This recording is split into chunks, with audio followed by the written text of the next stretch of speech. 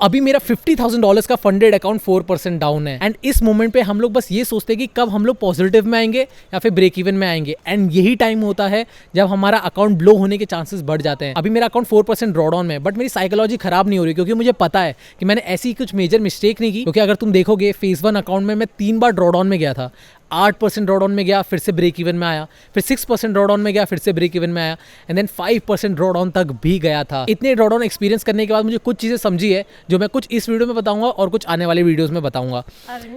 मैं क्या करता हूं अभी कि जैसे ड्रॉ डाउन में आ गया, पहले मैं एनालाइज करता हूं कि क्या गलती हो रही है, मैं क्यों ड्रॉ डाउन में आया हूं। अगर तुम मेजर मिस्टेक्स की वजह से आए हो तो तुम समझ जाना कि यार ड्रॉ डाउन में आया ही मैं गलती की वजह से हूं। अगर मैं सही से ट्रेड करूंगा तो मैं ऐसे ऊपर जाने लग जाऊंगा। अगर तुम अपना सेटअप फॉलो करके, रिस्क मैनेजमेंट फॉलो करके ड्रॉ डाउन में आए हो तो तुम्हें और खुश होना चाहिए, क्योंकि इसके बाद तुम्हारे विनिंग स्ट्रीक आना शुरू होगी एंड तुम्हारा अकाउंट पॉजिटिव में जाता रहेगा। तो दो सिनेरियो से ही हम ड्रॉ डाउन में आते हैं, या फिर हम गलती कर देते हैं या हमारा सेटअप ही हमें लॉस देता है। दोनों केसेस में हमें ये समझना चाहिए कि दोनों का सॉल्यूशन क्या है और क्या चीज करनी चाहिए। और काफी चीजें मुझे ड्रॉ डाउन के बारे में डिस्कस करनी है, जिससे मैं अपनी पूरी फीलिंग्स बता पाऊं कि क्या मुझे उस समय फील होता है। तुम्हें ऐसी क्या चीज करनी चाहिए कि ड्रॉ डाउन के बाद तुम्हारा अकाउंट ब्लो ना हो, क्योंकि ड्रॉ डाउन से अगर तुम ब्रेक इवन तक आ गए तो उसके बाद तुम्हें पे आउट तक कोई नहीं रोक सकता। पर ड्रॉ डाउन से जब तुम ब्रेक इवन में जाना सीख जाओगे, उस दिन तुम्हें समझ जाएगा कि तुम लोग काफी बड़े ऑब्स्टिकल को पास कर चुके हो। एंड अब मैं ऐसे ट्रेड्स दूंगा जिसमें मैं बहुत ज्यादा कॉन्फिडेंट हूँ। लेट्स सी इसके बाद क्या होता है। जो भी होगा तुम्हारे साथ शेयर करूंगा। आपको समझ आया मैं जो बात कर रहा था?